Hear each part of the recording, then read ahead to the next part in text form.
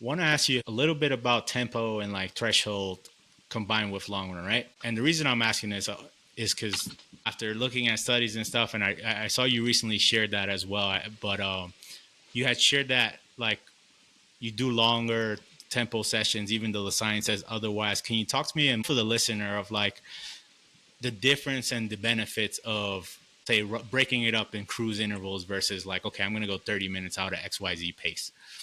Yeah, for sure. So again, I love this topic, which is why I talk about it quite often in my videos, and I might need to make another video on it as well, because I think I've always only made it like a subsection of a video, but it can definitely become one video in itself. But yeah, I think the terminology is different because you call it cruise intervals and long tempos and stuff, but other people might call it threshold intervals versus continuous tempo. There's a lot of different names, Yeah. but they're all kind of the same thing.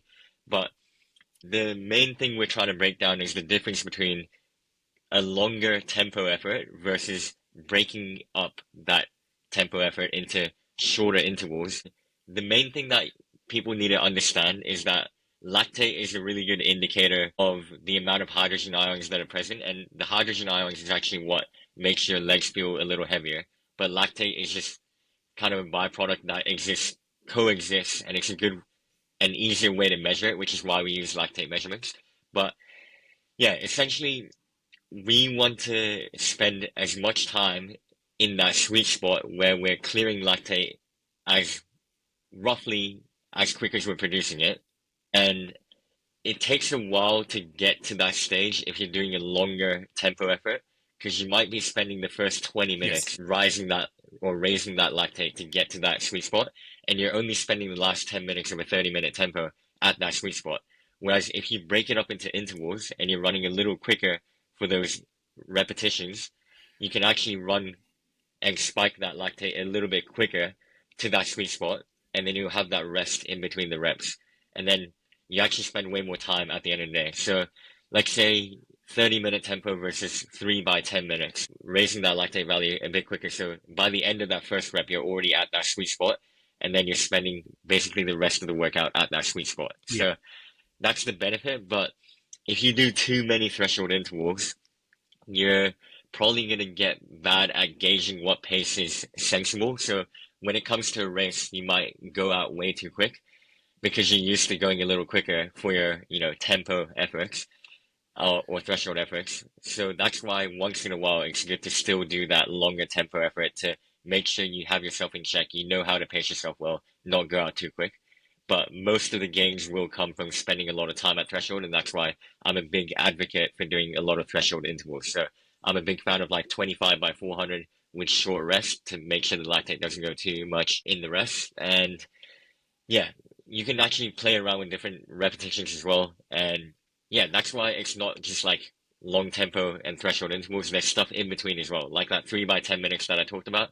That's still pretty long reps, so you still have to be pretty good at pacing. Whereas the meter threshold intervals, you can actually go quite quick, almost like 5K pace, but still not spike the lactate, which is great. And it's a great way to get fast and fit and teach yourself how to clear lactate even while running at a pretty specific race pace. I love that. And you even answered my follow up to that, which was going to be about the rhythm and, the continuous tempo, whether you lose it or you don't, in your opinion. But you answered that. And like you, I could talk about this topic all day. I'll ask you this. I'll share what I'm doing, but like, do you periodize it like will you say with yourself or with like athletes you coach, for example, like, hey, we might do in 1 month 3 crews and one continuous tempo to kind of get them to like you got to get that rhythm going, or do you periodize it based on like, hey, Yeah, we're just training right now to build speed versus we're focused on a race? yeah. I think one thing I like to do, again, you're gonna keep hearing this, but I'm a big fan of communication. So I would ask the athlete myself, I'll be like, how would you rate your ability to pace evenly in a race and Mm, stuff, you know? So I'll get their opinion, and then I'll also try and make them do a time trial. So whether it's a 5K, 10K, or a half, yeah. or I would look at their recent race, and if they can show me their activity, I'll see how they paced it and stuff. And if they seem like someone that's good at pacing, then I wouldn't have as much of a focus on continuous tempo. So I might only do that like once over a 16-week block. But if I see Got it. someone that's not great at pacing, then I might do it more often. So exactly what you said, like 3 weeks of cruise intervals and then one long tempo, and then like kind of do it that way. So again, very individual with the approach as usual with all my athletes. But yeah, that would be the main things I would look out for. Like if you're good at pacing, you can do it less often and focus more on the intervals. But if you're bad at pacing, try and do that once in a while. Yeah. Yeah.